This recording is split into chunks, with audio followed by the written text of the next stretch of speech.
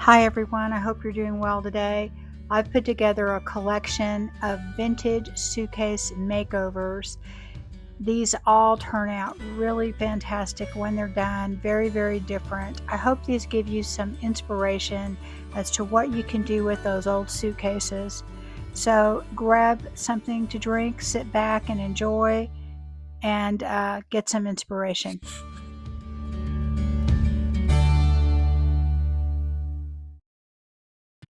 And this is a travel case that I purchased for $2 on my recent trip to my thrift store with 90% off. I already started painting it with a primer because I forgot to turn my camera on. But anyway, you get an idea of what it looks like. So I'm using a primer on it, and it's Paint Couture 2-in-1 primer. I really like it. It works really well for me, and it dries pretty quick. I probably don't need to use a primer because this is not super slick, but it's a darker color. I don't know where this has been. I don't know if there'll be any bleed through or if there's any oil. So I go over it with the primer 2 times. I use a big brush to get most of it, and then I just take a small brush to go around all the locks and stuff. I'm not taking those off. If you've ever done it on one of these, it's a nightmare, so I advise not to. But anyway, it's going to take 2 coats of this primer just because I want to have a good base on it.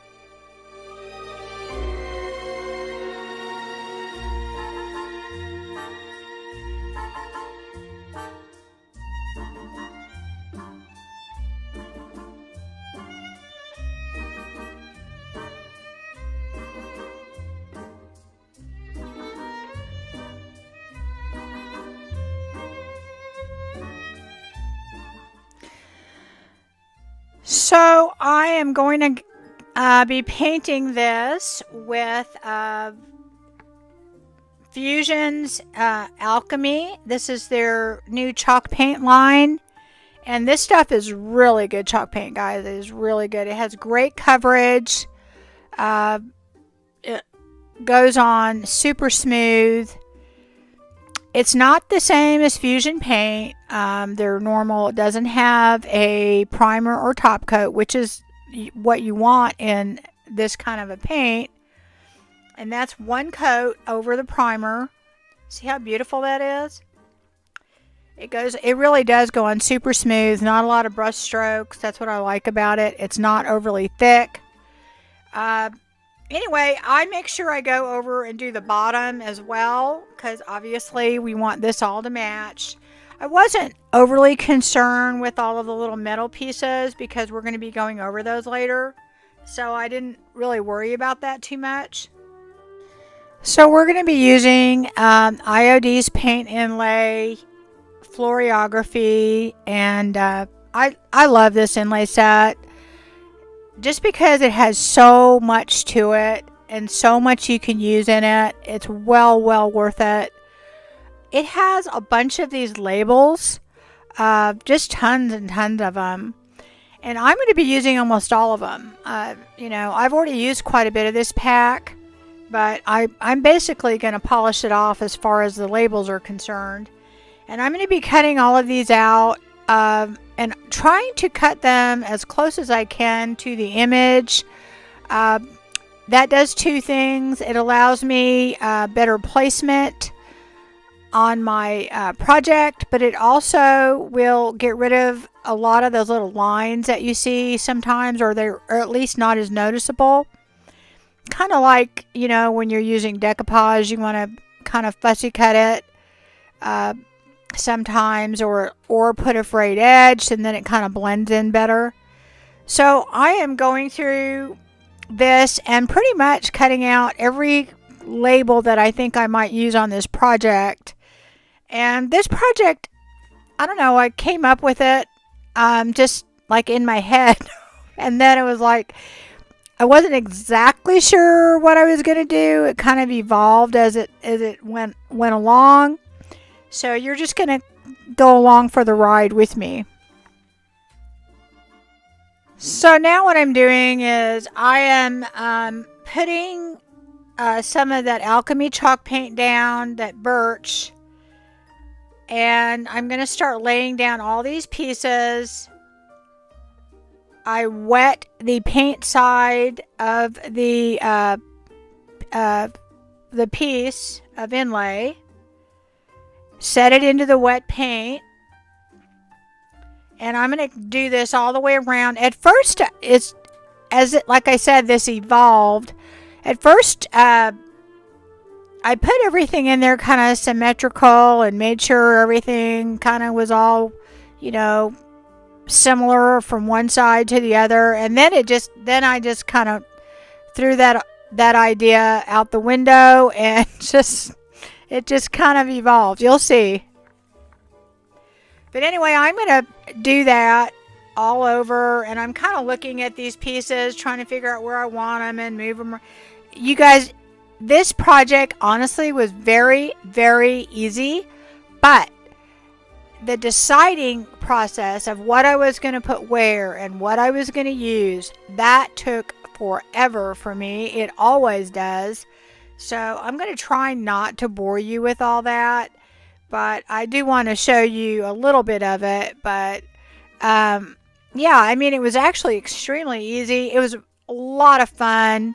Once you get over the priming and the painting, after that, it was really just a matter of kind of deciding what was going to go where.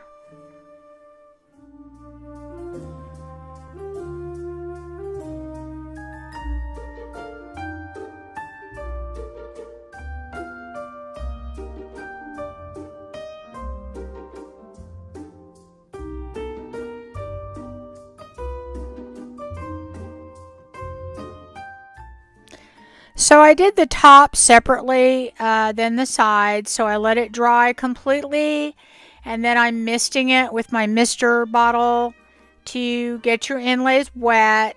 You want to let them sit for about a minute.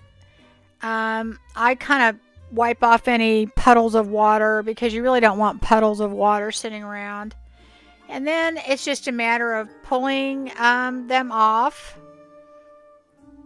If you feel any resistance, just set it back down, put a little more water on it, and wait a little longer. And these all come off. This alchemy paint really does extremely well with inlays. I personally do not like to use a paint with a top coat built in when I'm using inlays because it makes it trickier. You have to time it right, or you can actually pull off the paint. The same if you use a top coat. So if you're new to inlays, I would strongly suggest a chalk paint that doesn't have a top coat in it. And this alchemy does work well. So does the Paint Couture chalk paint. So now I'm kind of looking at the front of it and kind of get an idea of what I want to put where. Although I do change it as I go. I'm trying to make it look a little bit more random and a little bit more filled. I kind of decided that I want to add more to the top. And I decided on the top, I went ahead and sprayed a sealer on there because I'm going to come back and add more. And if you do decide to do that, the reason you want to seal your previous inlays is when you go to spray water on the new inlays that you're trying to take off, you can run your other ones. You can run that paint. So I'm going to go through and I'm going to do this portion, and I'm not worried about the opening there because this is paint. This is not decoupage. This is not a transfer that you have to cut it. It's literally paint. So the paint you don't have to do anything to. So anyway, I'm going to go and let you watch me do a few more of these.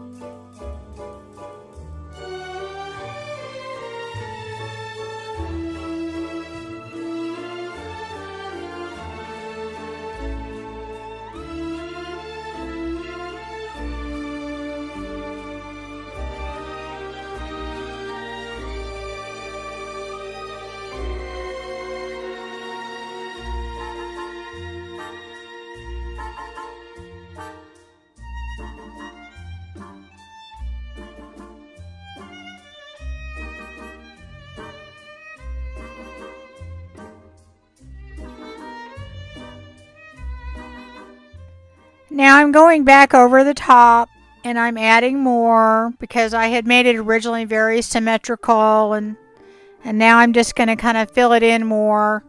So I'm just adding a few more, but the important thing is I did spray the top coat on there, on the one that I already did to seal them, because I'm going to have to spray water on these new ones, and if I didn't do that, it would run that paint on the previous one. So ask me how I know that, because I've done that. That piece I put on the top was just another large piece that I cut down. And now I'm just going to take a few more little pieces, and then I found some words, and I thought, I think what I'm going to use this for, I made another one recently, and I put like all of my stuff to do my nails that I never do, but anyway, all that in that one. And on this one, I think what I'm going to do is I have like a whole nother set of makeup that I take with us in our RV, and I don't leave it in there because I don't want it to melt, because it gets so hot in there. But it's like that's why I don't have to pack it, and like shampoo, and just I even have like just a whole nother set of makeup brushes and stuff. So I was thinking this would be really cool to just have that, so I can just grab it and go.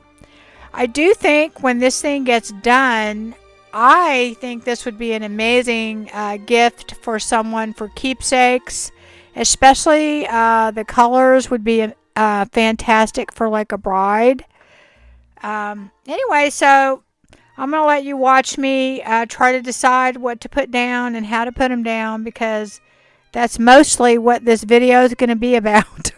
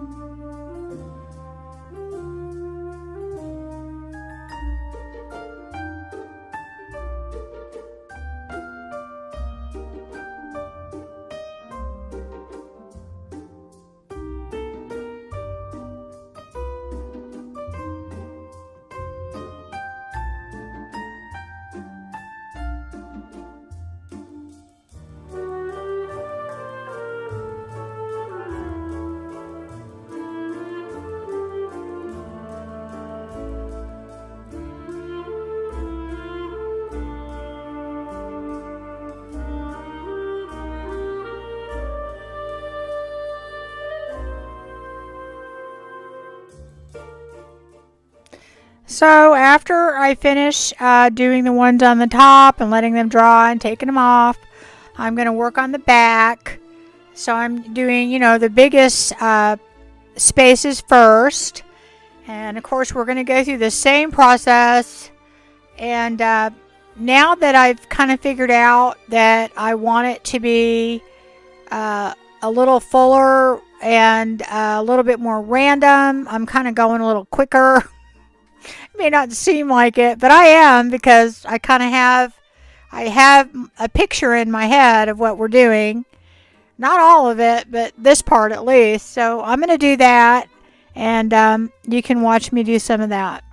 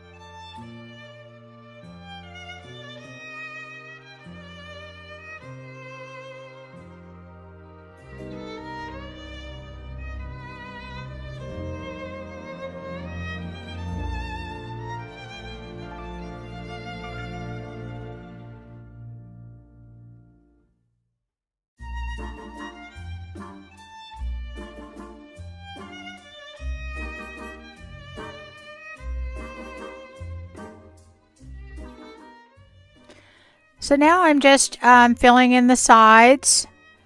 I've already kind of overlapped a little bit on the side, so I don't have that much to fill in. So I've got a few bigger pieces that are going to go in there. Like I said, I'm purposely going over that portion that opens up. And again, this is paint, so I'm not going to have to cut anything when I'm done because it's just paint that's going to be on there. It's like as if you hand painted it on the top and the bottom. So I'm going to go ahead and do the same process and make sure that I get everything kind of, in paint, and just tap down with my baby wipe. And this is actually really, really easy project, guys. This would be a really good project for a beginner, I think, too, because even if some of them don't turn out perfect, which mine don't, the look of the whole thing won't be lost because it's so busy, but yet the colors and the contrast is so simplistic that it'd be really hard to mess this up. And I think the effect is impressive at the end. You tell me what you think when we're done, but I mean, I just think this would be a great project for somebody. Now, this train case they're getting really popular out there now, so they're getting harder to find at a good price. They used to be really inexpensive, but it was $20 at my thrift shop, and I've actually seen it there a few times, and I thought that was too steep for me, which actually it's not a bad price. But when it was 90% off, it was funny. I went over there and I'm doing the math. I go, oh, that's $2. So yeah, I picked it up. But anyway, I'm going to go ahead and just finish this off. And I'm not going to go through showing you how to take them all off because we've already done that. I'll just show you a couple of them and then we'll move on.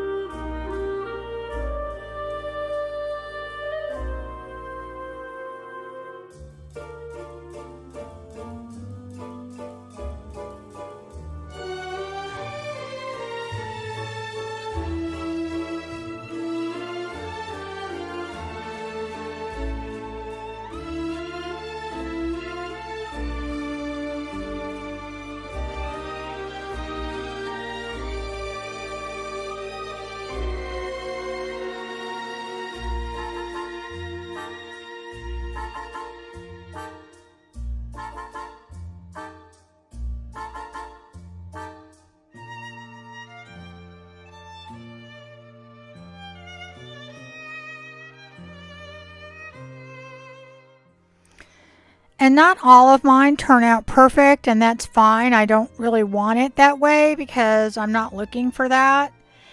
One thing I'm doing here is all of these pieces, when I pulled them off, I'm putting them on some parchment paper. And I'm going to go ahead and just put them in a nice flat place to dry because you definitely can use these again. And so now what I'm doing is I'm taking a little of that Alchemy birch paint and I'm going around any of the little lines there might be, or if there's any blemishes or anything I can touch up. So now what I'm doing is I'm going through all of my gilded transfer packs of what I have left, just all of them, just to decide what I'm going to use on this. I have lots of little bits and pieces, and I'm not 100% sure which ones I want to use. And later, hands down, for this project, the one that worked the best was Etiquettes, because Etiquettes and Sabelle, this is Sabelle here.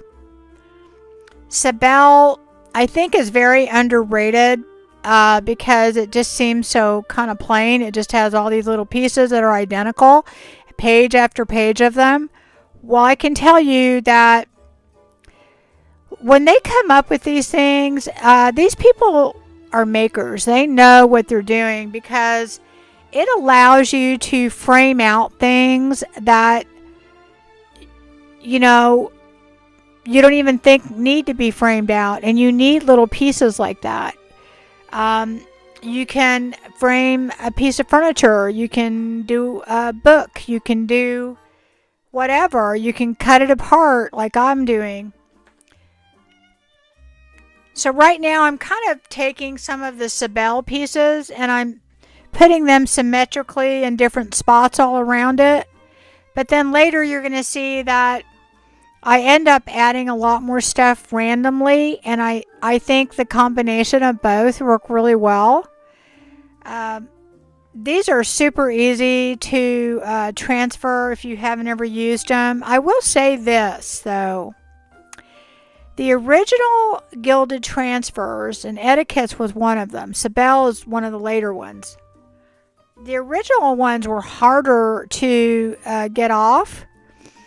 The newer ones, and I've heard other people say this, the newer ones just glide off. They just glide off. Not that the other ones are hard, but yeah, the new ones are just like you barely touch them and they come off. So you really don't want to lay them down anywhere you don't want it. You can't like move it around, because if you lay it down, it's probably there. It's just going to come off.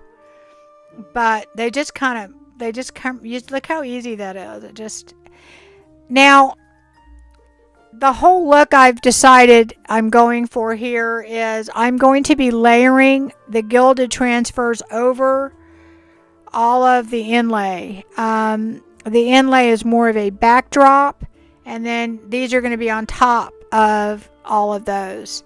So I'm starting out with the Sabelle, and I'm putting it in different kind of strategic places all the way around. And then I'm going to take Etiquettes. And Etiquettes really, if you look at it, has a lot of beautiful labels. Beautiful French labels. That's basically all it is. And I absolutely love that one. And, you know, I just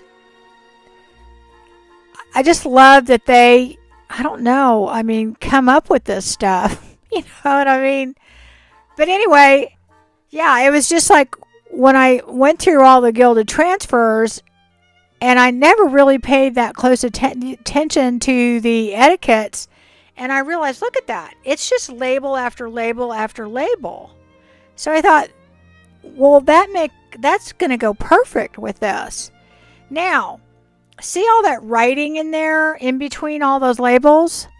Save that, because I have used that on so many different projects, and we're going to even use it on this project. I just love that they filled in all of that blank space, you know, so nothing goes to waste. Anyway, yeah, so I start tearing apart Etiquettes and start putting that all over. And yeah, this was so much fun. So much fun. This is the decorating part where you just get to use your imagination, and I don't know. I may have overdone it, but I don't think so. I think it turned out, because the simplicity of the colors, even though there's a lot going on, I think it works. So anyway, I'm going to go over the rest of it, and I'm just going to let you watch me do it.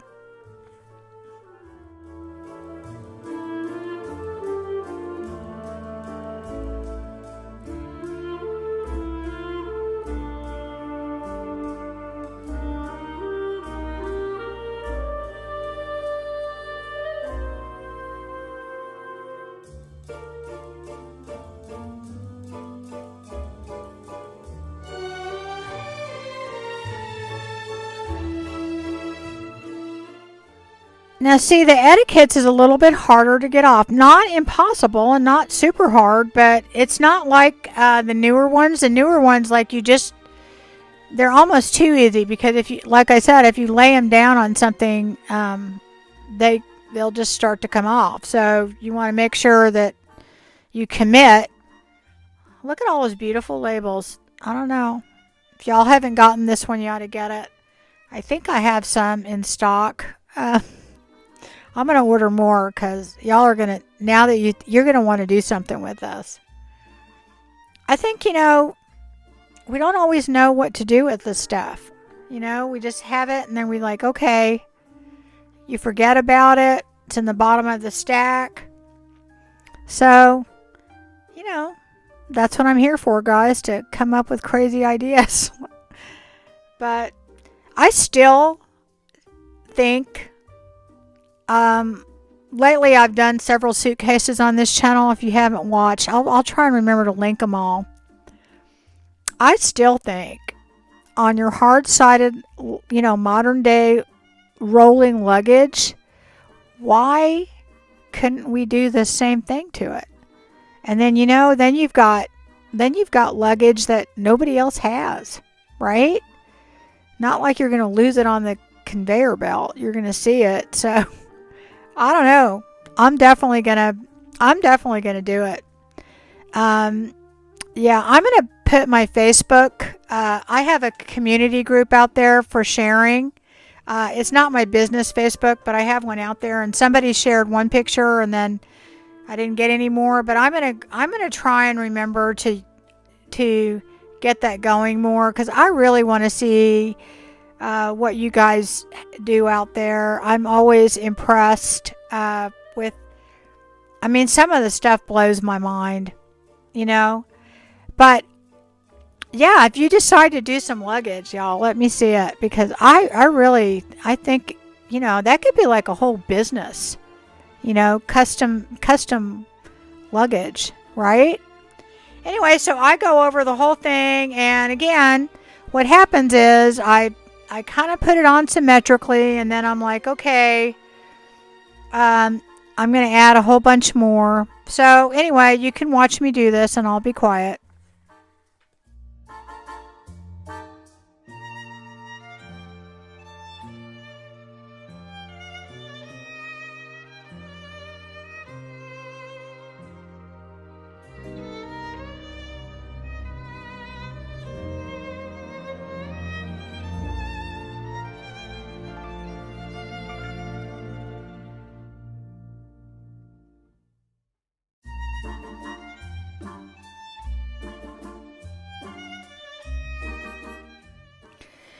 Here what I'm doing is I'm layering over the other transfer. That's one thing to remember about transfers. You can definitely layer them.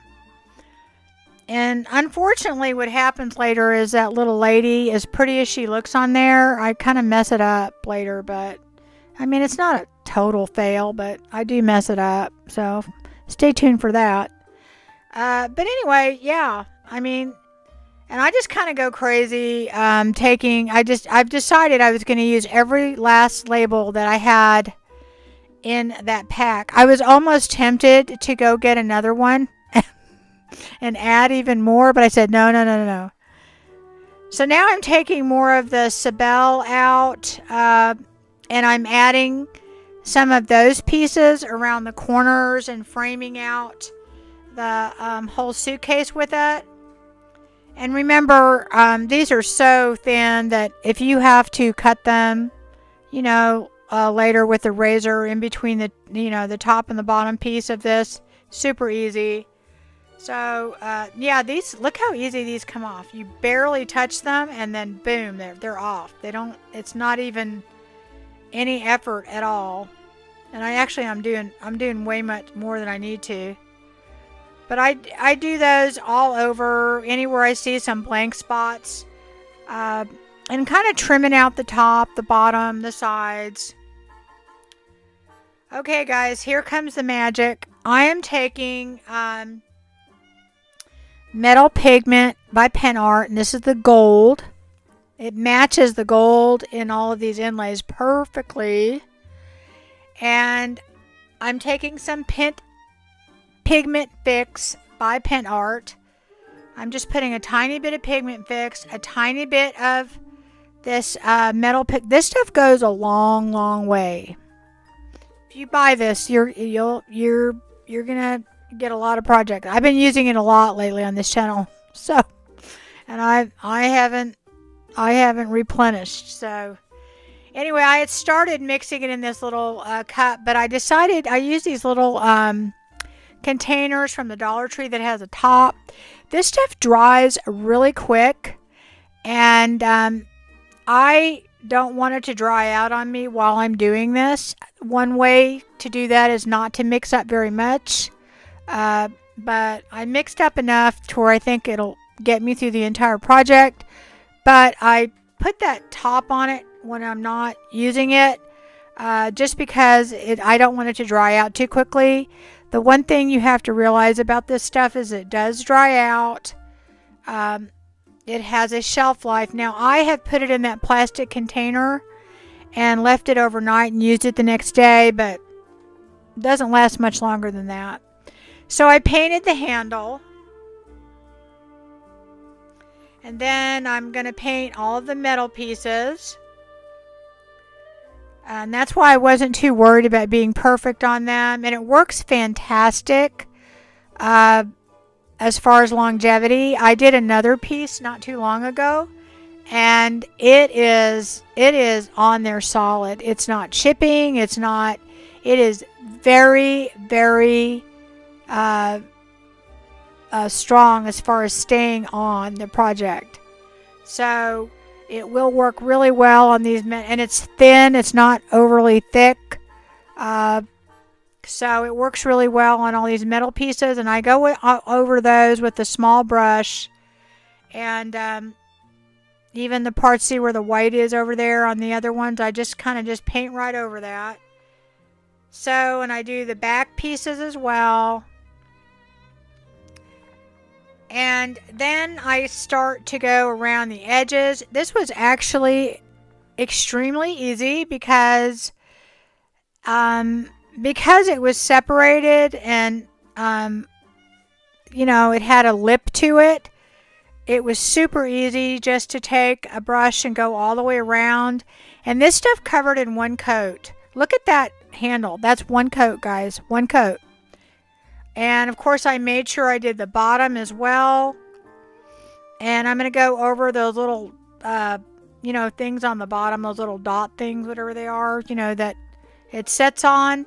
I'm going to paint those in gold. I start to go over it with the bigger brush, and then I use just a very small artist brush to get any detail that I need to. And if I get it somewhere that I don't need to, I just take a wet wipe and wipe it.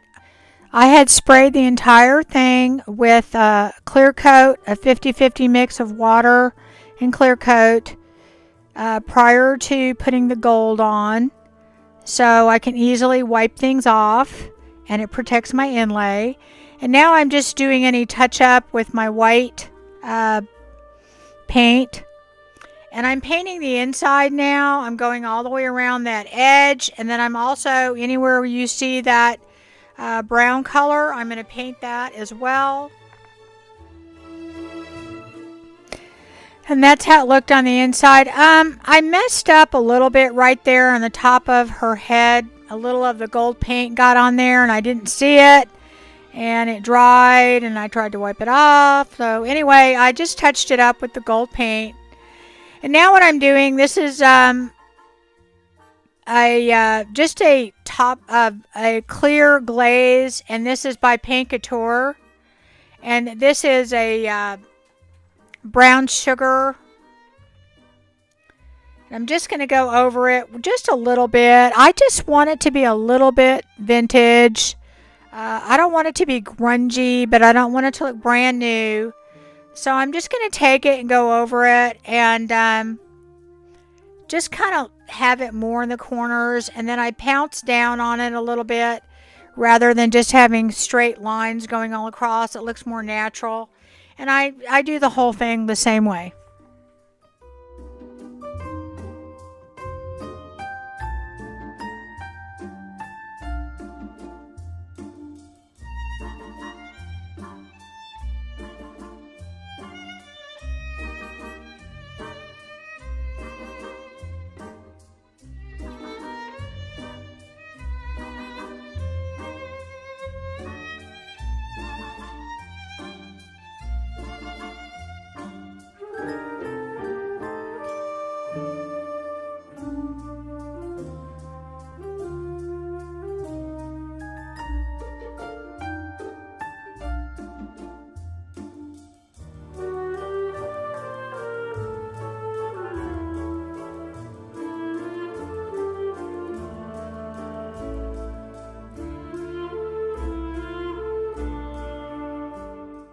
The last thing I do is I go over this one more time with clear coat, and this is the Tough Coat Satin by Fusion. I hope you like it. I think it turned out really, really cool. Uh, it's great when you have a plan and it kind of sort of works out.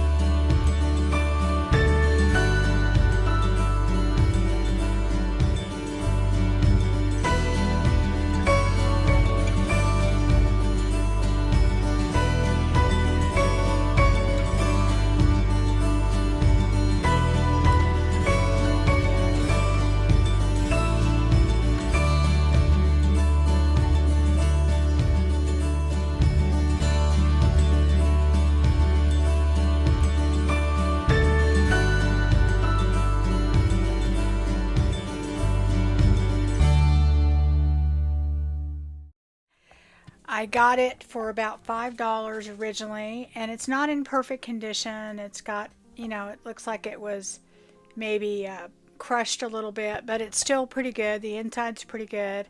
And I'm going to be upcycling this, and I'm painting it with Fusion's Homestead Blue, which I have decided I absolutely love this color.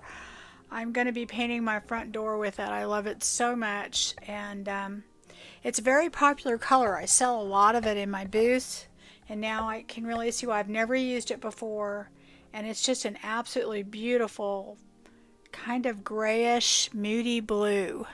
So anyway, I am going over this. It's already a grayish blue anyway, and the Fusion paint sticks to it wonderfully. And it really only takes one coat and a little bit of touch up to do this. And I'm going over the front and the back, and I'm going over the hinges and the handle and everything, making sure they still work. But I'm just doing one coat. I'm not gunking it up, but Fusion paint does a pretty good job of sticking to anything, so I'm not too concerned about that. And we'll be touching this up with some other stuff later. And so now I'm going to go over the back.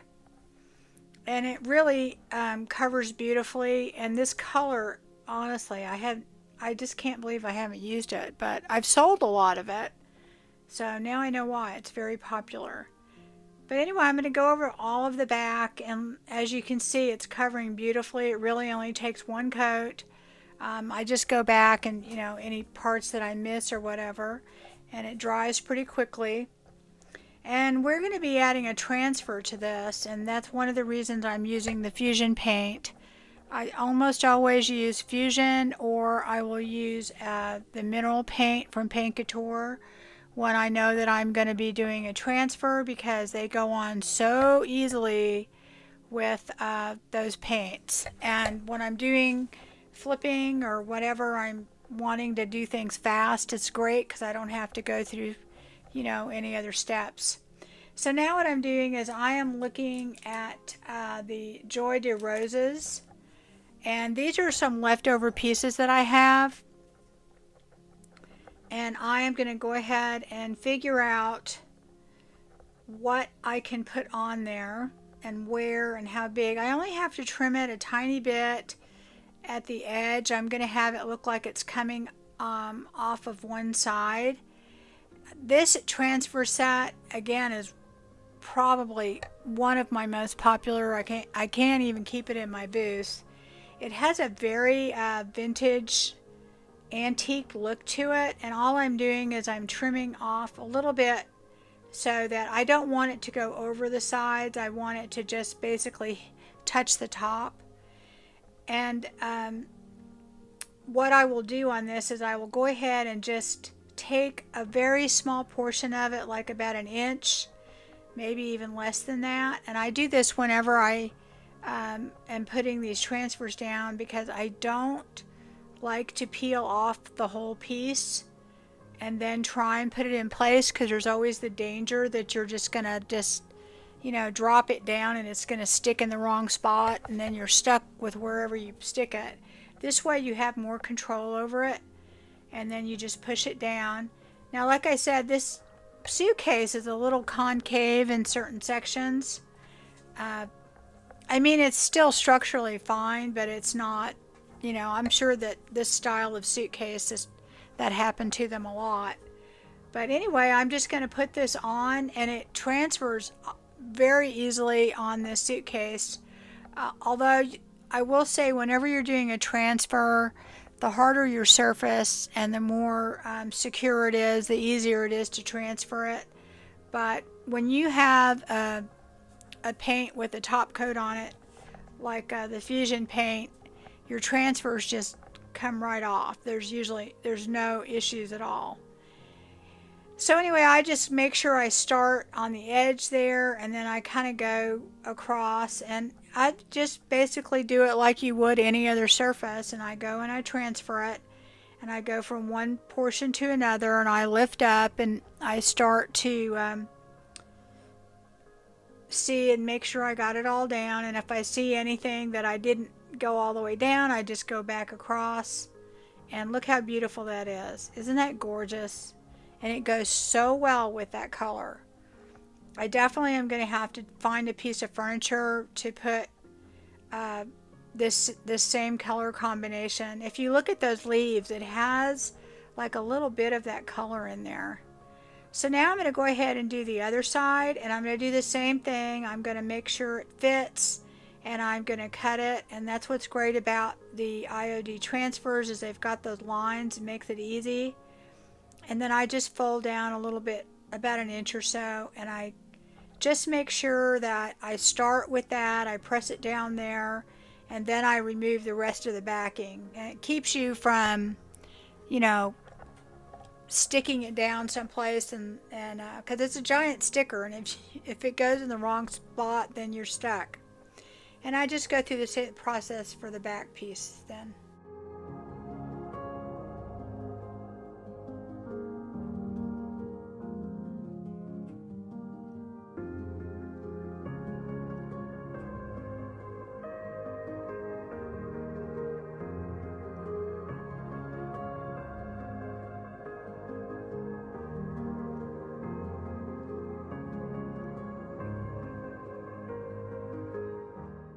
So now what I'm doing is I have Extreme Guard in Satin by Paint Couture, and I am going to go over this 2 times with this Extreme Guard Satin.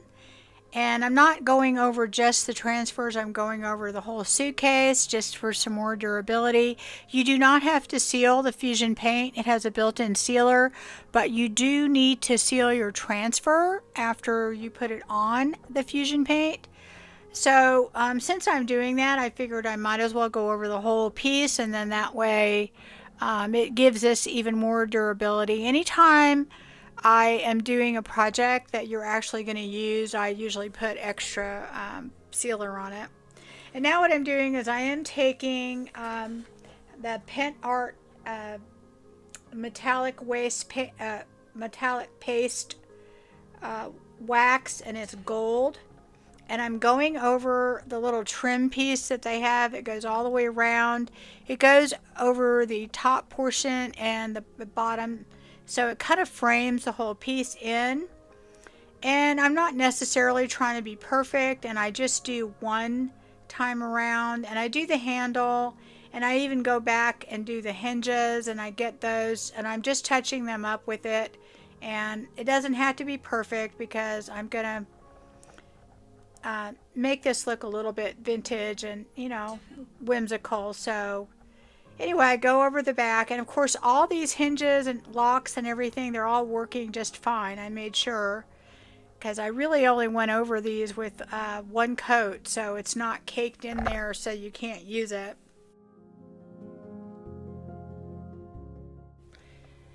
And then I go over it with my Fusion aging wax. You definitely could skip this step for sure.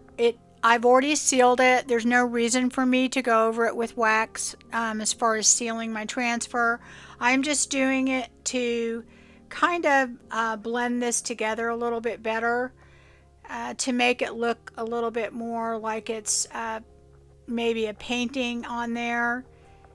I think this particular transfer itself has a very vintage kind of look to it, an antique-y look to it, but I don't think you can beat the contrast in the two colors, and also the blending. If you look in those roses or the leaves, you'll see that same blue in there, and it's just absolutely gorgeous. So anyway, I just do that all over. I do the sides as well, and that's all I do, and then we're done with it.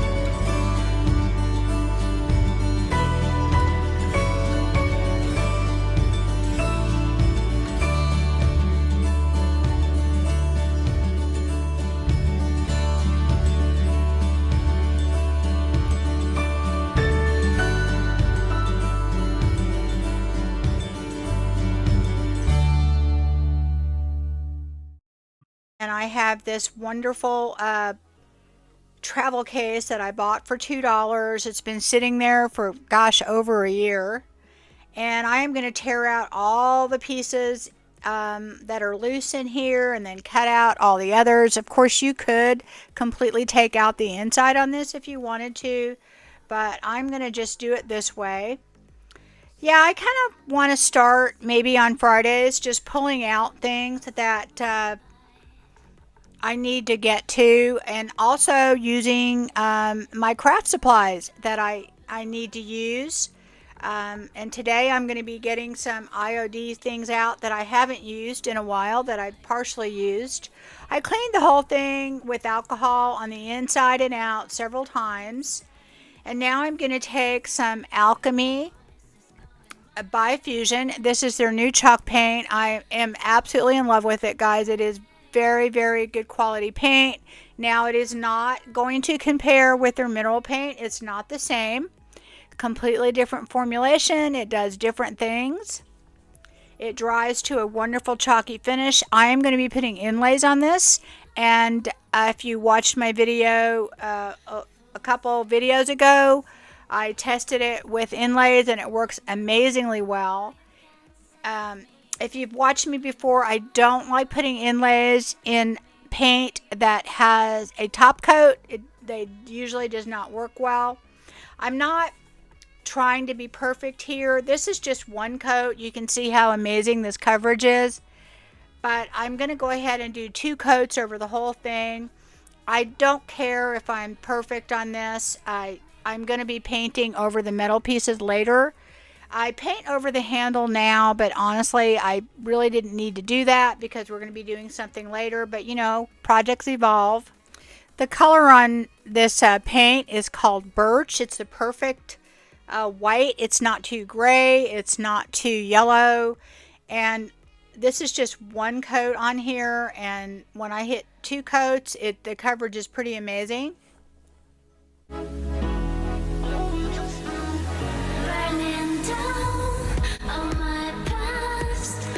And now what I'm doing is I'm getting my inlays ready to put on. And the first thing I'm doing is I'm going to put a fresh coat of paint on where I'm going to put the inlay. And you want to make sure your previous coats are completely dry.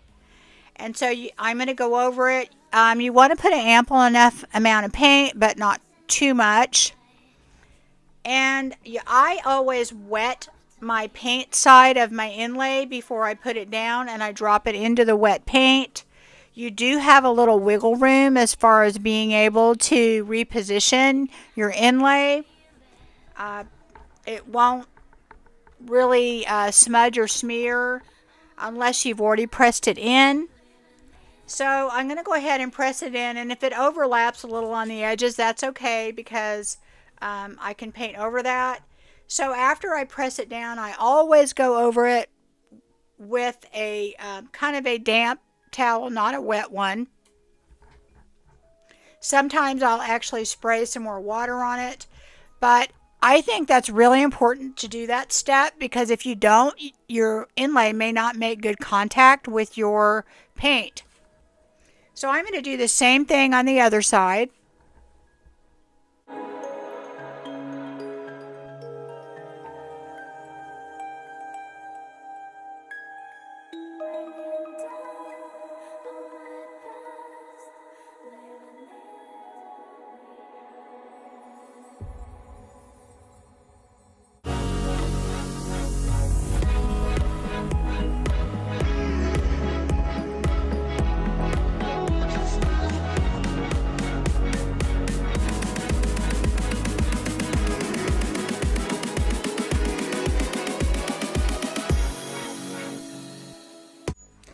Okay, so now I'm taking another piece. These are all what I have left over, so I'm trying to fit what I have. I'm using my finger to kind of mark where I need to cut. What's great about the IOD inlays is that they have the grid lines in the back, so once I mark it, I can kind of cut where I, cut it straight just by looking at the grid line. And I'm going to cut off that top part of it because the way that it works on these inlays is they have like an outline where there's no paint. So you kind of need to get rid of that if you're going to be putting it down. And then I'm going to do the same thing here that I did on the other pieces. I'm going to go ahead and put some fresh paint down. Now this is going to be a little bit trickier because we're going around the little latches and the little lock, and I guess, I could have tried to take them off, but I really think that would be a pain. So I'm going to work around it. And I'm not looking for perfection on this. I'm looking for a hand-painted artisan look to it. And that's what you get when you use inlays. It always has that really hand-painted, wonderful artisan's look to it that I could never do on my own. So I'm going to lay the inlay over where I need to cut out a slit for these locks. And you're going to see when I get done, there's no smearing or smudging of me laying the inlay down. So I go across and I make my slits. I make a slit for the little lock area, and I'm just going to work around that. I'm going to lift up my inlay and straighten it out as I go. I'm going to put it down as flat as I can, as close to the locks, and I'm going to go all the way around and do that. I'm going to take this and go halfway around the bottom. If I had enough, I probably would have gone more around the back, but like I said, this is kind of be a patchwork quilt looking type of project, and I love that this inlay set has that it has the different pieces that go together. Every time I've ever done anything with this and put it in any of my booths, they sell immediately. It's such a cool look. It's very vintage. Now you'll see kind of a wrinkle in the middle there, and I'm not overly concerned about it. I do get a lot of that out when I go and I press down on it and make contact. I could lift that up and redo it, but I'm not really worried about perfection here, and you won't really notice it later. But again, I always make sure I press down on it. So now what I have is I have another piece, and this is going to go over the top. So again, I've got all these little things that I've got to deal with. But I thought it was important to show y'all a project like this with an inlay, because I know people have a fear of inlays, and I'm telling you, once you start using them, you're going to absolutely love them, because there's nothing else out there like it. There's nothing that gives you that hand-painted artisan look. And start on the little pieces, and I wouldn't do a big project with all these different things you have to cut out and everything. But I want you to see that I lift these inlays and move them around and affix them where I need them around things, and it turns out great. It turns out, not perfect. Inlays don't usually turn out perfect, and that's okay. They can turn out perfect, but anyway, this is a pretty big piece, and I'm going to go ahead and lay it over the top. And I'm going to have to cut out around it. And I'm going to do basically the same thing that I did on the other ones. And, just allow some room so that I can maneuver this. It's long after midnight, but my eyes are open wide. Dying of inner pain, I can hardly feel it. Maybe I've gone insane, but it seems like your voice is calling my name. It's calling my name. It's calling my name. So here what you're going to see me do is I am cutting a slit for the handle, and I am just going to be repositioning this. And I repositioned this several times, and you'll see it turns out just fine. And I go over the edges. Now I will tell you, if you look over in the right hand corner later, I do not press down in that one section, and there's going to be a gap where there's no paint inlay. And honestly, that is one of the biggest mistakes that people make with inlays, is they don't make sure that their inlay is making good contact with their paint. Some people use a brayer. I don't, because I think that sometimes that pushes the paint out. So I'm going to get this all the way over to the top, and you can see we have a little bit of smudging there. That's okay.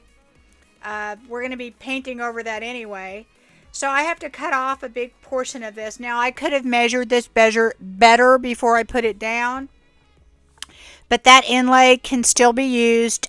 Always put your inlays to the side, lay them flat, and you can use them 2 or 3 times, and I do all the time. And I think one time I'm just going to do an entire video on second and third use of inlays, because I say it all the time and y'all don't always see me do it. I've done it before on my channel, but I don't do it as much as I should.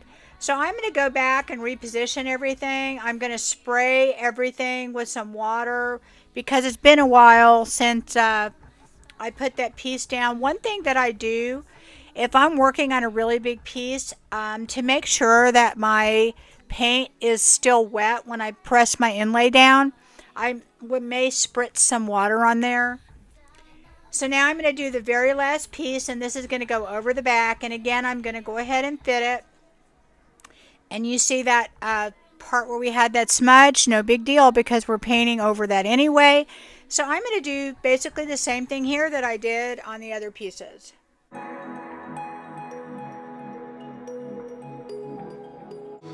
Burning down all my past, leaving it all behind.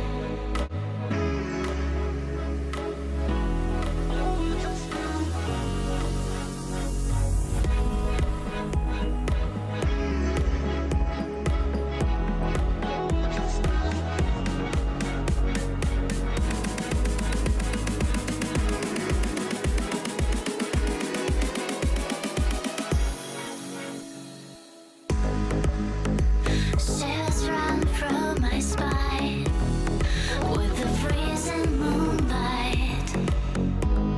It's long after midnight, but my eyes are open wide. Dying of inner pain, I can hardly feel it.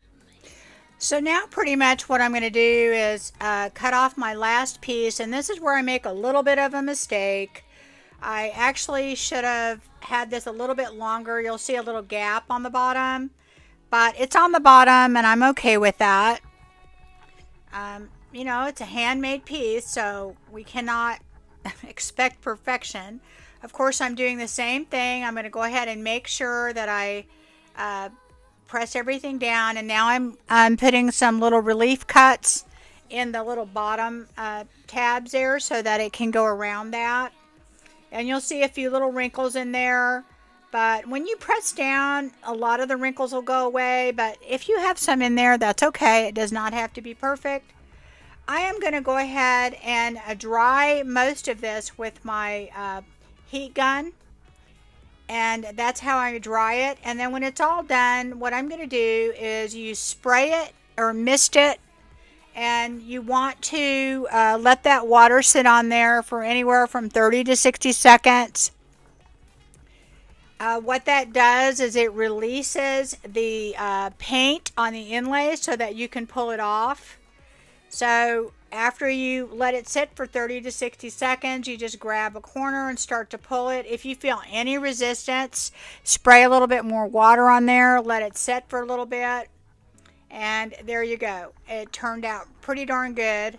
Not perfect, but pretty good. So as you can see, I move these around a lot, and you're not seeing any smudging or anything like that. As long as your inlay has not made contact with that paint, you haven't pushed it in there, you'll be okay. So that started to rip as I pulled it up, and the reason you don't want it to do that is, again, you can reuse these inlays, so I started it from the other side.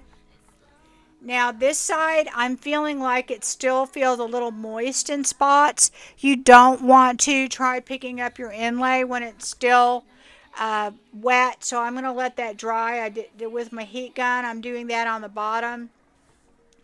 I always make sure that they're really dry before I try and pull them up. It seems counterintuitive because you're going to dry them and then wet them again, but that's how it works.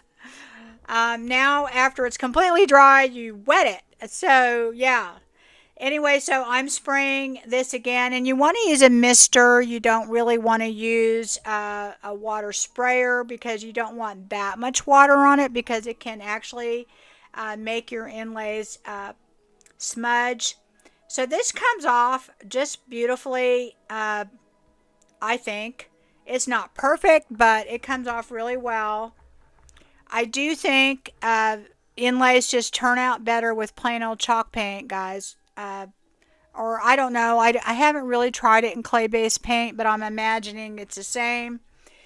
And Now I want to take this top part off, and what I'm doing is I took some parchment paper and I am covering the piece that we just took off before then, because I don't want to get that wet before I seal it, because it will smudge it. So you want to make sure that if you've got multiple pieces like this, that you are not getting your previous piece that you've already taken the inlay paper off. And here we go. I'm taking this piece off. And when I get up to the handle, I'm going to go ahead and cut that, because it's already cut in the middle. And of course I'm going to lay all these pieces aside, and you'll see on the right hand side there that I did not get any inlay in that one little section, and that is because I did not press down there, or I didn't have paint there, but that's okay. We're going to be covering most of that up. So anyway, so I'm going to go ahead and take off all the other pieces and do exactly the same thing. Insane, but it seems like your voice is calling my name. It's calling my name. It's calling my name.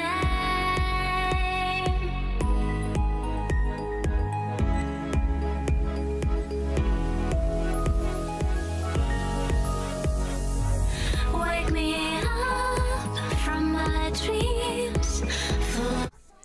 All right, this is where I make a huge mistake. I have tried this before. I have seen other creators do this, and it works for them every time. It has never worked for me. I don't know why I thought it would. I tried to put my clear coat on. You know, I see them do it. They load up their brush. They go nice and soft. And I do it, and I get smudging. So my advice to you is to, if you're new to this especially, I mean, if you've done it and it works for you, great. But for me, it has never worked. I'm drying it right away because I don't want any further smudging. But is to put a couple coats of spray clear coat on it. When I have done that, I have never had smudging, never had smearing, never had that issue. I just think when you go through all the trouble of putting your inlays down, why take the chance? I just use just a Krylon, any kind of spray clear coat that dries quickly. And I usually do a couple coats just in case I miss something. So anyway, I try this all over, and I end up getting smudging in several different places. And I had no smudging with these inlays before. You saw me. I moved them around a bunch. I did all of that, and I didn't have any smudging. But I go and try and put the clear coat on, and it just starts making a hot mess of the whole thing. And I'm drying, and I'm trying to mop up the clear coat. And anyway, I do that, and I regret it, and you probably will never ever see me do that again on this channel, because it has never worked for me, and I'm not going to try it again. I'm going in here with some of that birch alchemy, and I'm trying to get rid of some of the smudges because I'm not happy about that. Anyway, I went ahead and sprayed it, and then I went back over it with a clear coat again of Paint Couture's Extreme Guard Satin. But there's still a little smearing and spots, and that kind of bums me out because, we did all that work and everything turned out really well, and then just to go and smudge it at the end because I was just being lazy. I didn't want to go outside, and I thought, oh, everyone else does it. So now what I'm doing is I am taking pieces of the brocante and the ephemeral melange,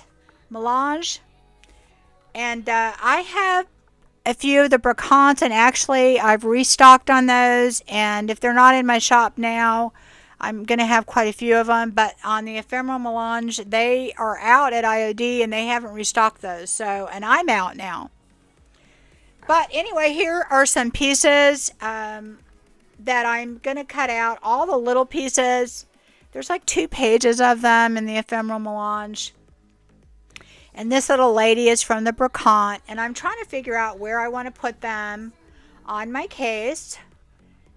And she's going to go in the middle. I have actually envisioned this travel case in my head for like over a year. I really have. I knew exactly what I was going to do before I even started, which is kind of, not exactly, you know, I mean, you move pieces around, but I actually kind of had it in my head.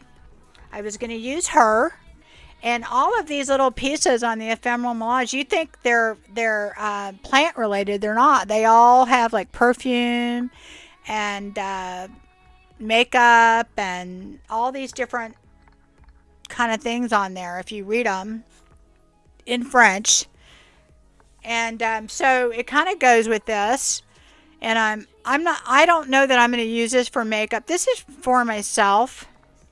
This whole project is for myself. I'm going to be really honest with you. I just kind of hit a roadblock. My brain just, I couldn't do anything. And I said, you know what? I am just going to sit back and I'm going to make something for me. And I'm going to make something that I want and I like for me. And I think that's what happens, guys, when you create as a business. Sometimes it's hard because you're thinking, oh, what will people buy? What will they like? When you do videos, what do people want to see? And that sometimes can make it a job. And sometimes we have to just sit back and take a break from that. And we have to go in and we have to just create because that's what we love doing, right? That's why we started all this. At least that's why I did. And so this is all for me, and I just take little pieces and I put them down. If you've never used a transfer, they're super easy. And I'm going to just go over different sections. Now I'm covering all my little boo-boos. At the same time, I'm decorating this case. And I'm just going to go over the pieces with my transfer stick. And of course they come off super, super easy. And I'm going to find little places all over this thing to put it. I'm going to put some on front. And, just have a good time. Now, yes, I am covering up the inlay. But it's supposed to be a background. It's supposed to be a background. And you can still see them. And I think it's cool. And I'm getting to use up all my little scrap pieces. And I'm having a really good time. And that's what it's all about, right?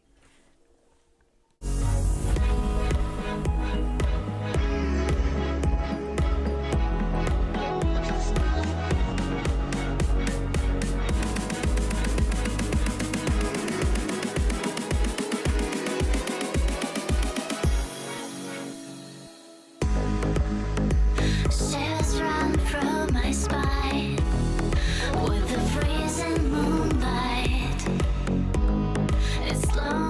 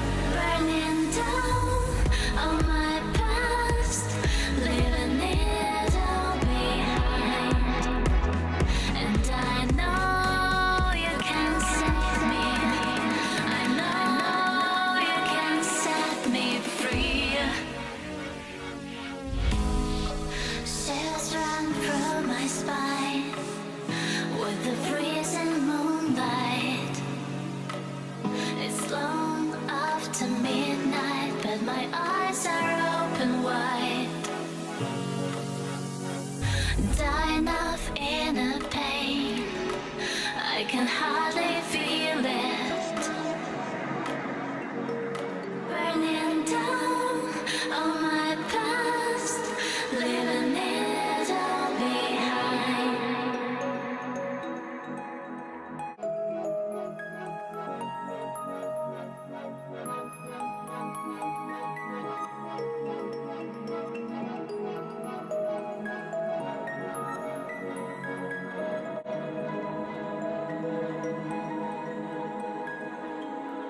Burning down all my past, leaving it all behind.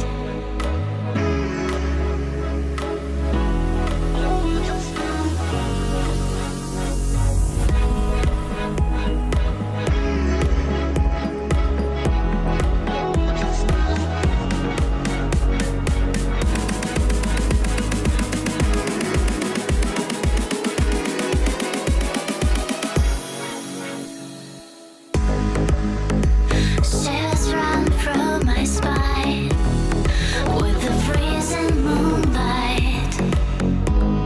It's long after midnight, but my eyes are open wide. Dying of inner pain, I can hardly feel it. Maybe I've gone insane, but it seems like your voice is calling my name. It's calling my name. It's calling my name.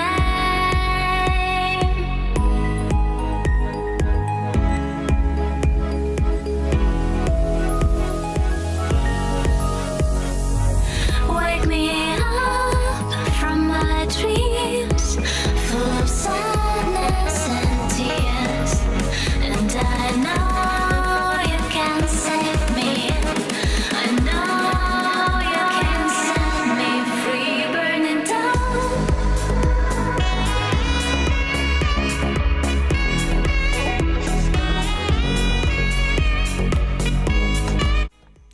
Okay, so now that I've got all of my transfers on, and now again, guys, I've already got a clear coat on here, actually a couple of them.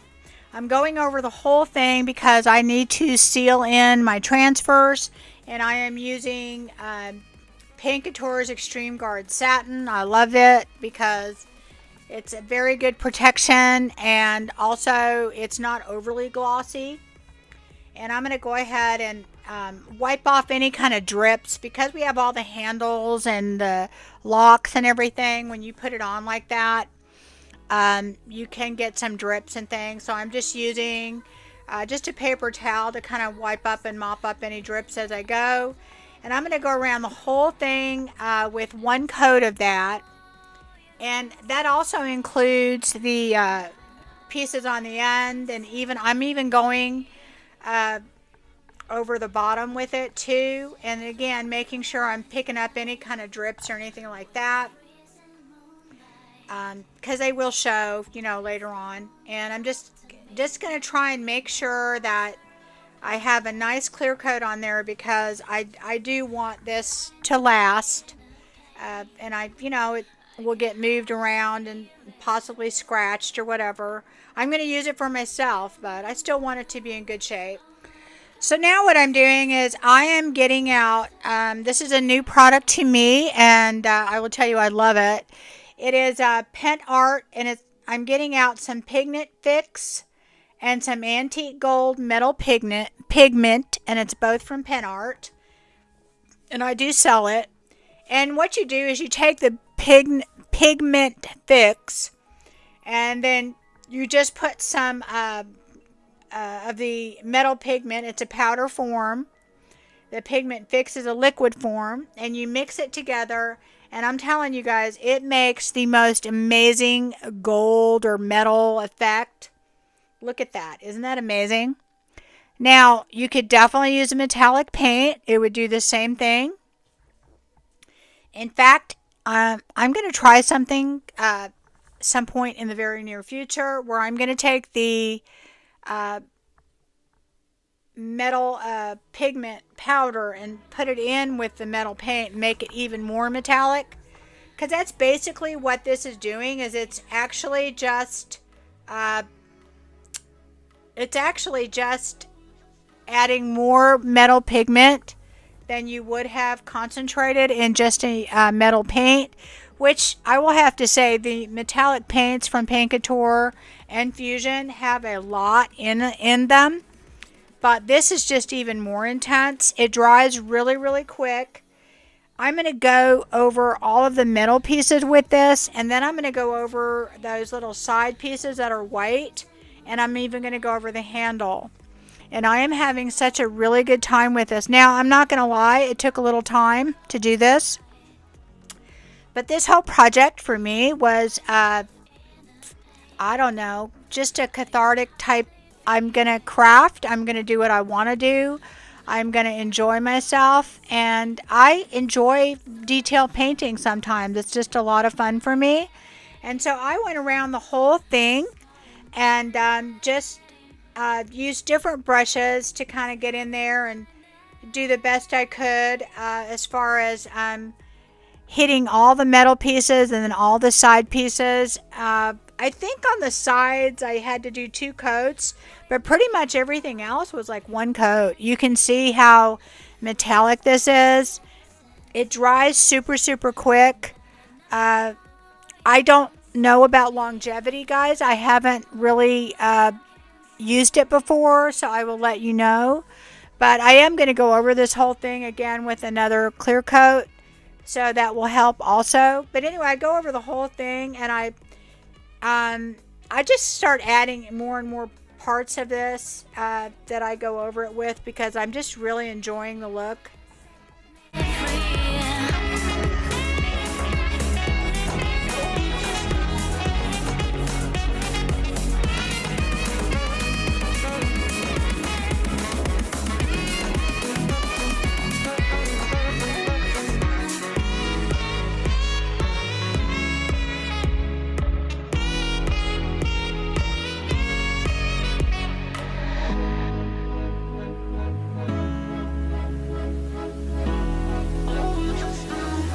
Burning down all my past, leaving it all behind.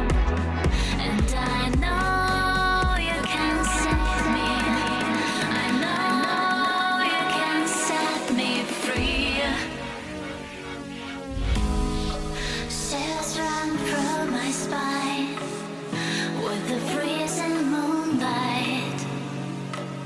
It's long after midnight, but my eyes. So remember that we put the clear coat down, so if we make any mistakes with this, we can definitely just wipe it right off very easily with a damp towel. I am going over all of the metal pieces with this, and I'm going over the handle because I decided that this stuff is going to stick, and I think it's going to stay, and I don't know, I can just kind of tell that it seems like it's going to be okay. I'm going to also go over this whole thing with some clear coat when I'm done. But anyway, this stuff dries really, really quick, so it makes it easy to work with. I probably should have sanded down that handle where I have some buildup of paint, but this is for me, so I'm not looking for perfection here. I am going to go over all of the metal parts of this in the front right there. That's kind of like a metal piece that's in front of it. I'm going to go over that. I'm going to go over the little thing that says Samsonite and the little piece in front. And I just do that and go over the whole thing with it. And I'm really enjoying this. This stuff is really fun to use. You can mix it with any kind of the metallic metal fix. I think I have several different colors. There's gold, there's bronze, there's even kind of a pinkish maroon color. And yeah, I could see me using this a lot in the future. So what you see me doing here is I have some material. This is actually a curtain that I bought at a thrift store for like $1 or $2. And it's a pretty heavyweight fabric. And I am cutting out notches on the side because I am going to basically be gluing this on to the inside of our travel case to cover up all of the inside. And I'm not being very strategic. I'm not measuring. I'm not doing any of that. If y'all want to do that, you can. One way to do this to make it perfect would be to rip out all of the inside and to measure each section and to cover it with cardboard, and then cover each section with material and measure it, and then put cardboard in for each square. But I'm not going to do that. I am actually just cut this out, and I eyeballed it, and I'm going to take hot glue, and I am going to just go ahead and put hot glue at the top of each section, and I'm going to actually just put these pieces in, and I eyeballed it pretty good. And you're going to have a gap on the corners. That's what I was cutting out, and that's so you don't have a bunch of extra material. So after you do this, you're going to go ahead and have like the corners are going to have like a big gap there where you can tuck the material in, and then you just glue that, and that way it won't be too bulky. It's going to be loose in the bottom, but it'll basically just be like a pouch that you made for the inside, and it's going to cover all of the inside up. And you know, I mean, it's not the perfect fix for this, but it's an easy fix and it's quick, and for my purposes it's going to work fantastic. So yeah, I mean, you definitely could do a different way of doing it. Like I said, you could take all of the inside out and then measure each section and cover it with you know, like a cardboard or poster board, and cover each poster board piece with material. But you know, I'm doing it this way, and of course on the inside you see me tucking those in, so I will put some glue in there, and that'll affix it to those corners, and there won't be any opening. It'll be all closed off, and we'll have this wonderful little pouch, and there won't be too much material in the corners. I don't know if this is a professional way of doing it, but in my head it worked, and I think it worked for my purposes. I'm going to do the same thing to the top, only of course it's going to be, you know, not as deep. So I'm going to go through and kind of figure that all out, and I'm sorry for my head getting in the way there. But anyway, you just tuck in the corners and then put a ton of hot glue, because that's what it takes to make it work. Burning down all my past, leaving it all behind.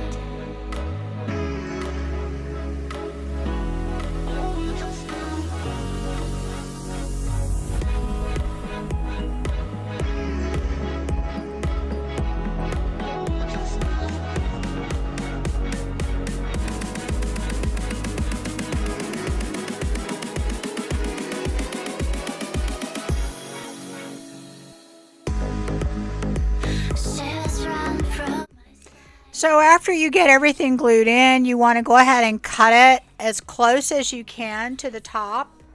And I go around and do that all over. The top part, obviously, I cut the corners a little bit too high because it wasn't very deep. It was pretty shallow.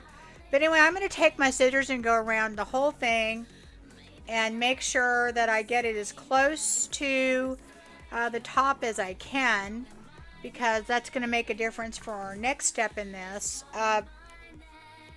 It doesn't have to be perfect, but you just want to get as much extra material out of there as you can. And so the next thing I'm going to be doing is I am going to be taking my hot glue and putting some trim. I think I thrifted this at a thrift store, but of course anything that you have will work. And I'm going to be covering the top raw piece all the way around. I'm going to make sure that I don't get in the track where you close this. Obviously, if you do that, you're not going to be able to close it.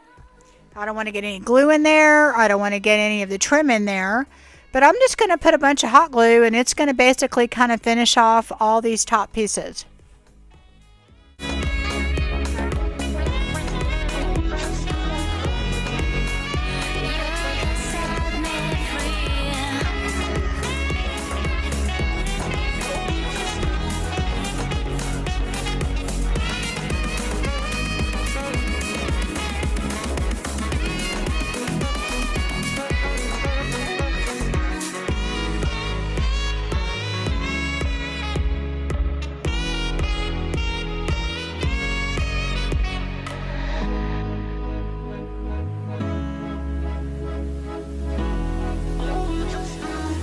Burning down all my past, leaving it all behind.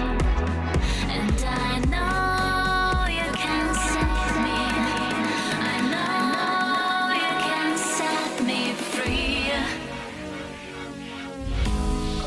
Shivers run through my spine with the freezing moonlight.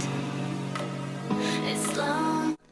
So after I get all those pieces glued in and get all the extra hot glue off, I am taking some more of that pigment powder, and I'm going to go in and I'm cutting all that extra plastic off that was around the hinges, and I'm going to go in and touch up and make sure that that inside track has all of that gold on it, because we want the inside to look good too. We want to look at, when we open it up, we want it to look pretty. So basically I'm going to go over the hinges, I'm going to go over that track again, sorry for my head, and I just go over it and make sure that I have gold on it as well, and then also that I don't have too much gunked up in the hinges, because otherwise they won't work. But this stuff is not super thick, so it works really well for all the metal parts. Of course, you could use something like Rub and Buff. You could use any metallic paint that you have. But I'm having a fun time using this stuff. It works really well. And you can see how vibrant it is. So anyway, I'm going to go back and I'm going to go over my whole piece. I'm going to touch up any of the gold that I need to touch up. Just to make sure that I have everything done the way that I want it. And then I'm going to go over the whole thing with Paint Couture's light brown sugar glaze.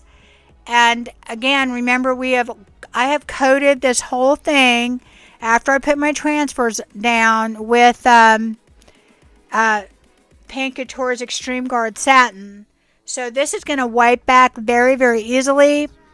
And the light brown sugar is one of the lightest glazes that Paint Couture has, and I really love it when you want to make something look vintage, but you don't want to grunge it up. You don't want to muddy it up. This is a good top coat to put on. Of course, you could use a wax if you wanted to. Because we put that satin Extreme Guard down, even if you put a wax over this, you could wipe back most of it. But I feel like in situations like this, I like using a glaze better. And I'm just taking a dry shop towel and wiping back a lot of it. And I'm messing with the hinges here because I forgot how they opened. But I'm going to go all the way around it, and I'm going to try and not allow too much of it to gunk up around any of the, the hinges or the metal pieces or the handle. And just kind of go around, and I'm just wanting to give this a little bit more of a vintage look. I don't want it to be super dark. And when I get done with this entire thing, I am going to take it outside and spray it with a clear coat, just for even more protection, because I just don't want it to be scratched up or scuffed up. Even though we've put a lot of coats on here already, I don't think it hurts to put more on. And again, I'm not sure how this gold is going to last, but I can tell you so far I've been knocking this thing around and it has not chipped off at all. So it seems, so far, it seems like a pretty good product. Burning down on my past, leaving it all behind. And I know you can save me. I know you can set me free. Chills run through my spine with the freezing moonlight. It's long after midnight, but my eyes are open wide. Dying of inner pain, I can hardly feel it. Burning down on my past, leaving it all behind.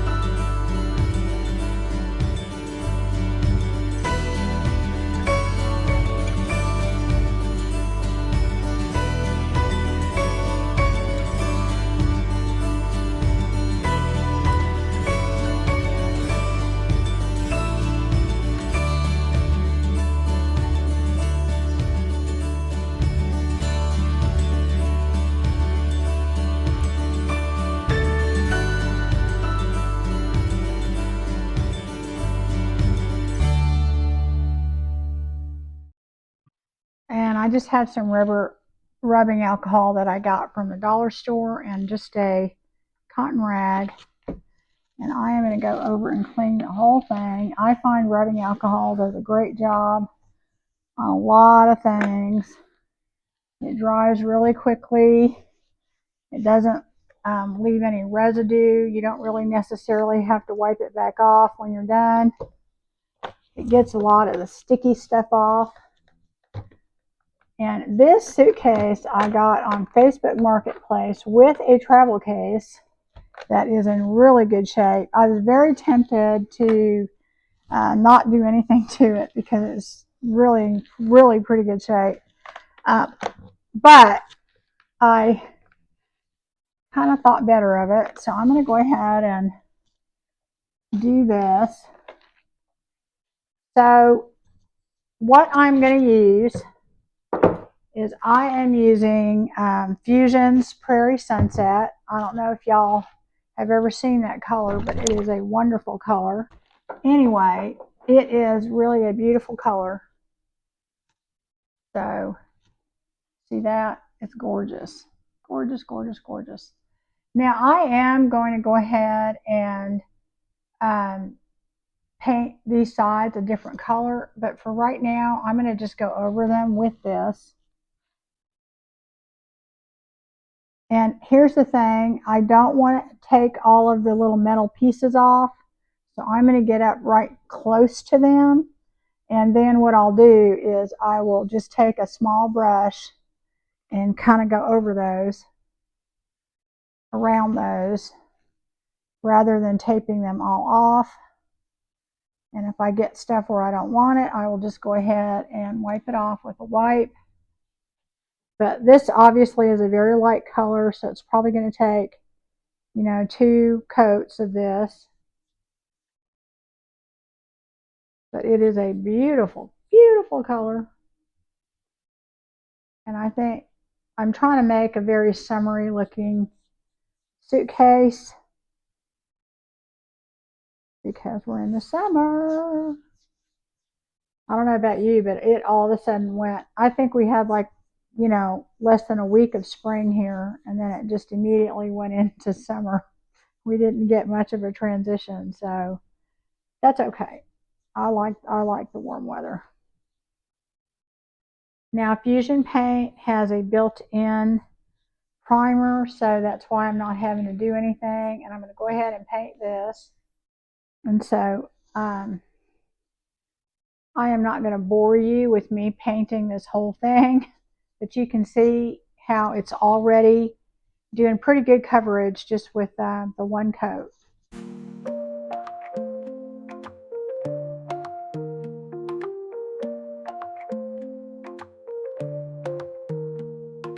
Oh, we're flying high underneath the sky. Summer nights and days in so many ways.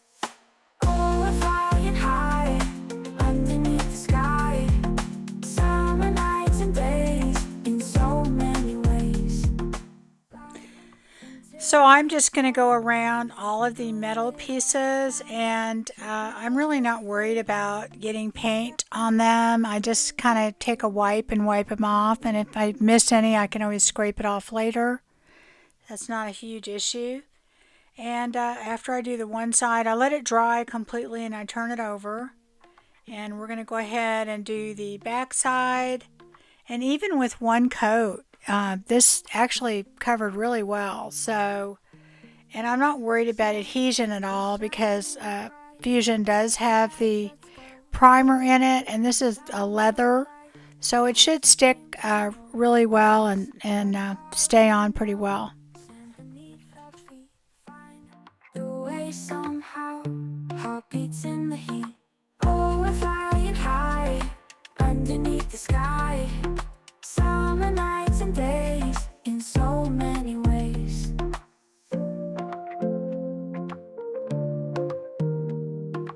Open roads ahead, wind in our hair, colors turning red, no more need to care. So here's what it looks like with 2 coats. And I did do like a little touch up in a few places, but actually I thought the coverage was really, really good. And I'm just going to go in a few places where I think it needs just a little bit of touch up, but for the most part, it covered extremely well. And we're going to be putting a transfer on this, so I'm going to let this dry completely. I'm making sure I go around all the edges. As you can see, the inside of this is actually in really, really good shape. So I'm going around just the edges. I'm trying not to get it on the inside at all because it's beautifully pristine in there. And now I've got a transfer out, and it is called the Wallflower, and I have actually never used this, and it is absolutely vibrant and beautiful and gorgeous. And I'm looking at some paint that I want to do on the edges. I kind of was thinking about using the bronze metallic on it. Wasn't really sure. But then I decided I'm going to go ahead and use Bayberry by Fusion. It's this gorgeous red. I love this color, especially for Christmas. Anyway, I'm going over all of those edges. It has a natural line that goes around and then the sides. So we're just taking this brightness all the way up to... At first I was like, well, maybe it's too bright. But no, we're going to go all the way with this. The one thing I hate about painting with red, for some reason, it just gets everywhere. I mean, you'll get a red dot here or a red dot there. Just drives me crazy. But anyway, because Fusion has a top coat in it, anywhere, if I get some red where I don't want it, it's really easy just to take a wipe and wipe it off. And now what I'm doing is I am actually painting the leather handle red. And I'm not worried about it sticking because it will. Fusion paint, trust me, it sticks to anything. It really does.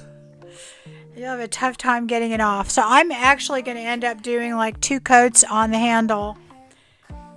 Anyway, then I'm going to start tearing apart pieces of this wallflower transfer. And it's a big transfer. But I like using these big transfers on these suitcases. And so what I'm doing is I'm trying to find pieces that I want to put on here. And these are meant to go together. But I'm going to cut the edges of these that I attach. And I'm going to cut them straight. And then I'm going to try and I'll cut out other pieces, and layer them and, get it to work to where it looks like it, belongs on here and it's not piecemeal together. So I cut that edge, and then what I do is I always do a starter strip of about a 1/2 inch. I never peel off all of the backing on my transfer when I have a big piece of transfer, because then you're working with a giant sticker, and trust me, it cannot go well sometimes, because then you're trying to get this giant sticker to not go down where you don't want it to go. So this way all you have to do is get that 1/4 inch down and the rest will just glide right off. There you go. And this transfer is like one big piece really, so it comes off really easy. And I don't know if you've never used fusion paint or a mineral paint, like the Pink Couture mineral paint works really just as well. Because it has a top coat in it, these transfers just glide right off. They come off very, very easily. The only trick is you have to make sure that you go over the whole thing, and when you have a big piece like this, you have to kind of just make sure you get it all. And look how easy that comes off and how absolutely beautiful this is on that color. Isn't that gorgeous? I mean, come on. I know it's bright, but... So, when I got done with this, I thought about it, guys. I want you to think about this. If you have hard-sided luggage, why couldn't you do it with that, right? If you've got your modern day hard side rolling carry-on luggage, why not? I think I'm going to do one of those one time. Anyway, I accidentally did not cut off a piece on this. If you see toward the top, those little pieces of green, I should have cut that out. That was part of it. But I'm just going to actually layer something on top of it, and you'll never know the difference. It is so, so easy to layer transfers. It is so easy to fix things. So now I'm working on the other side, and I just cut it straight across so that it would butt up against that trim.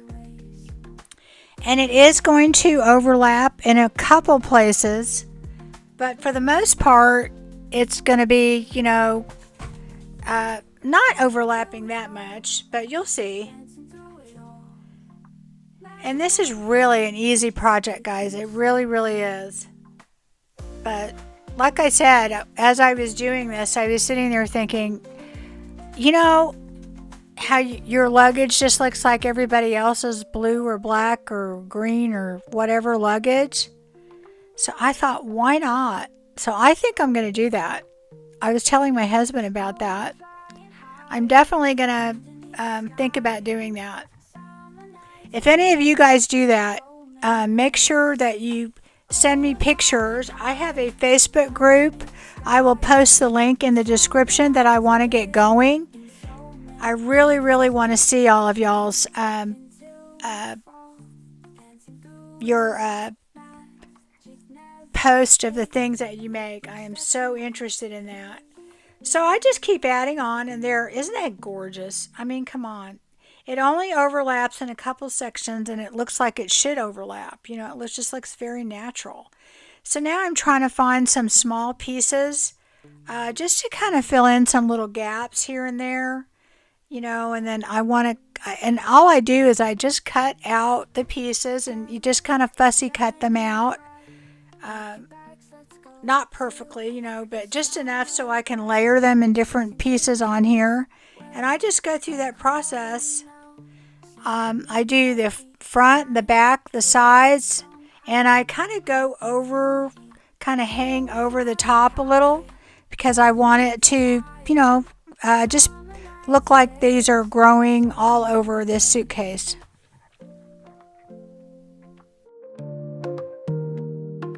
Open roads ahead, wind in our hair, colors turning red, no more need to care.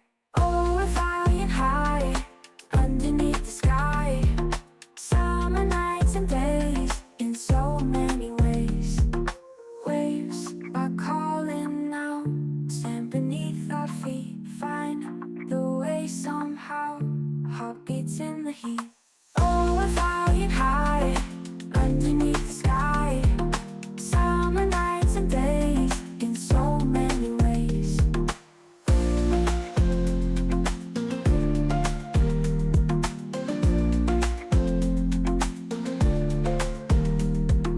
Laughing till we fall, dancing through it all. Magic never fades with each step we made.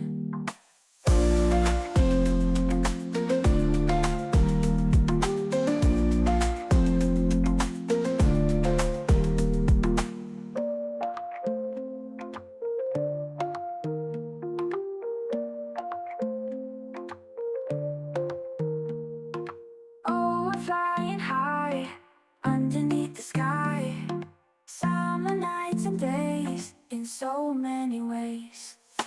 Oh, we're flying high, underneath the sky, summer nights and days, in so many ways. So I pulled it off and a little tiny piece of this flower did not go down, and that is so easy to fix.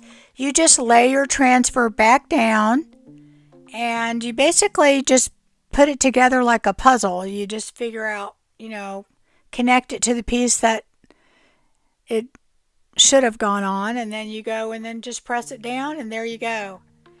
So I'm just keep going. I'm going to keep layering and figuring out where I can have different pieces. I'm also trying to vary the colors, you know, so I don't have all one color flower, you know, in one spot or whatever. And just kind of also vary where I put them. Like if I put more on the bottom on one side, then I try and put some more on the top, just so I can have some balance to it. And I also do the sides, but I don't really show you that because when I went back to edit it, none of it was on film because I was doing it in front of me and you couldn't really see what I was doing. So you'll just have to trust me. I'll show you the end result, but I didn't really, you know, show much of that. Summer nights and days, in so many ways. Waves are calling now, stand beneath our feet, find the way somehow, heartbeats in the heat. Oh, we're flying high, underneath the sky, summer nights and days, in so many ways.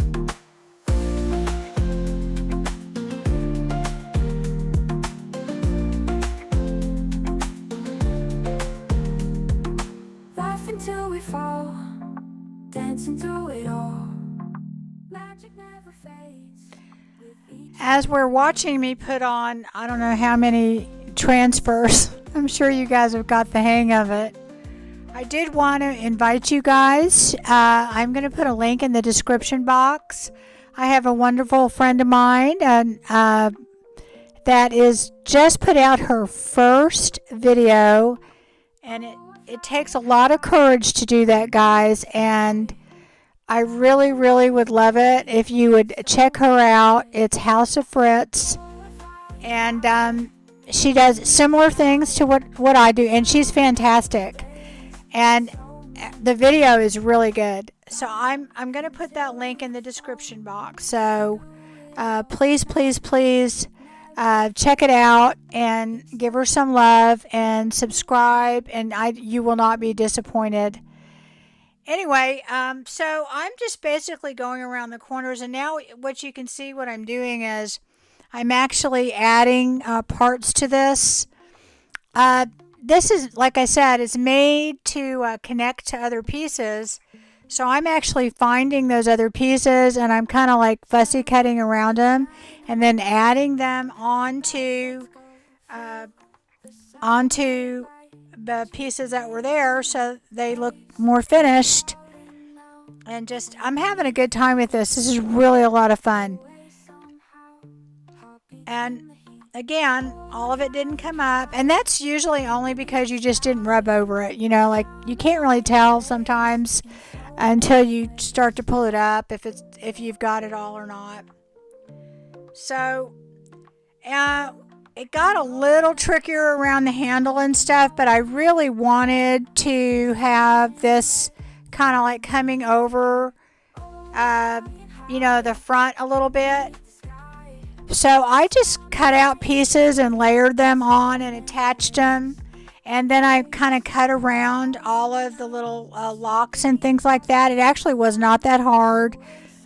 The really cool thing is that IOD has that grid on there. And that is so, so helpful when you're trying to cut things out. Anyway, now what I'm doing is I'm going over it with a clear coat, and I actually went over this 2 times, and I went over it with Ultra Guard Satin by Fusion. It's a very, very good top coat. I went over the entire thing, and I went over the little red border just to make sure that it was very durable. And actually, I actually went over the transfer part one more time because I just really want this to be protected. I doubt anybody would use this for regular luggage. They probably would just put things in it. Special things. I could see this as a beautiful little keepsake thing. Okay, and then the last thing I did is I took the Antique Inlays by Fusion. And it is actually, I love this Antique Glaze because it's a super, super light Antique Glaze. And I'm not putting a lot on. I'm just putting a little bit and then wiping it right off just to make it look a little vintage. Not overly grungy, guys. Just a little bit.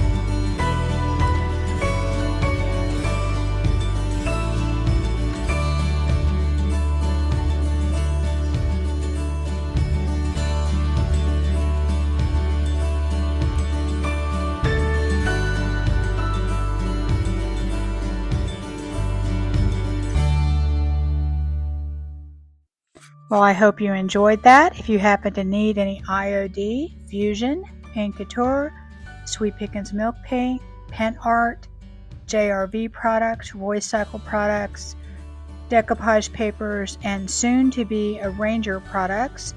You can get that on my website, rehatchdesigns.com. The link will be in the description. We offer free shipping, flat rate shipping, and fast shipping. So if you need anything, take a look, and I'll see you again soon. Bye-bye.